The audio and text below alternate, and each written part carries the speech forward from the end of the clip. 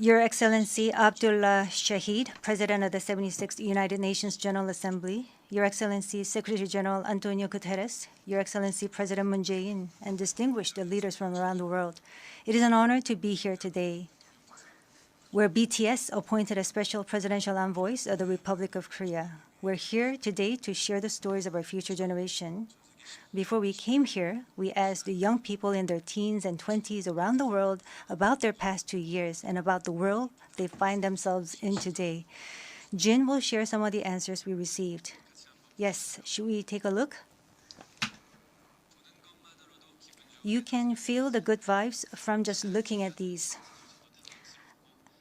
There were times during the past 2 years when I too felt bewildered and troubled. But still here, we have people who cry out, let's live on, let's make the best of this moment. Because we can't stand still when we are in the ideal time of our lives to take on new challenges.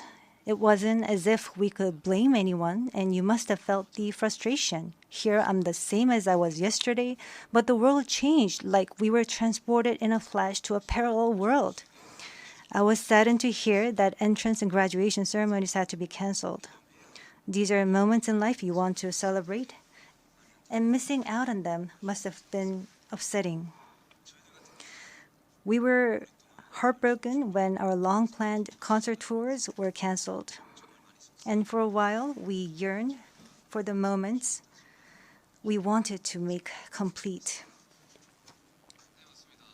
Yes, it was a time for us to mourn for the things that COVID took away from us.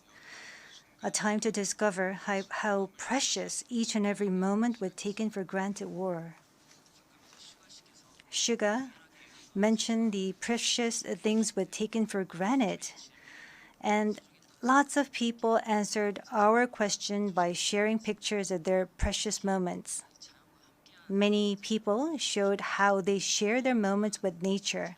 I think during these 2 years, they found dear the time they experienced and care for nature.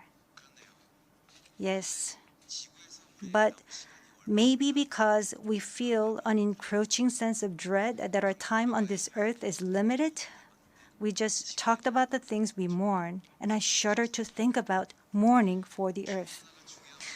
Everyone agrees that climate change is an important problem, but talking about what the best solution might be, that's not easy.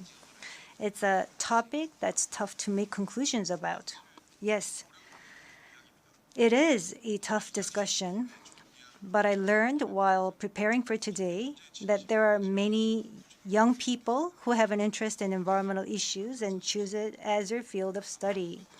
The future is unexplored territory, and that's where we, more than anyone, will spend our time. So these young people were searching for the answers to the question of how we must live that future. So I hope we don't just consider the future as grim darkness. We have people who are concerned for the world and searching for the answers. There are still many pages left in the story about us, and I thought we shouldn't talk like the ending's already been written. Of course, sometimes the world seems stuck in place even if you're ready to go. Sometimes it feels like you've lost your way. There was a time when we felt the same way.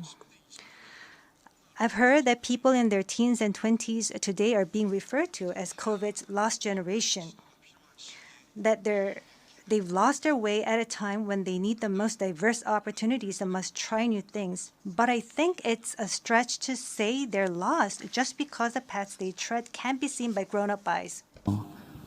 Yes, take a look at these pictures. Here, we have many who are trying hard to continue their friendships online in new ways, start learning new things, live healthier lives. I'm sorry, excuse me. 네, 새롭게 공부를 시작하고 더 Yes, these kids are trying to learn new things and trying to figure new things out.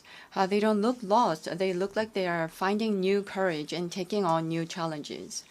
I think that's why instead of the lost generation, a more appropriate name would be the welcome generation.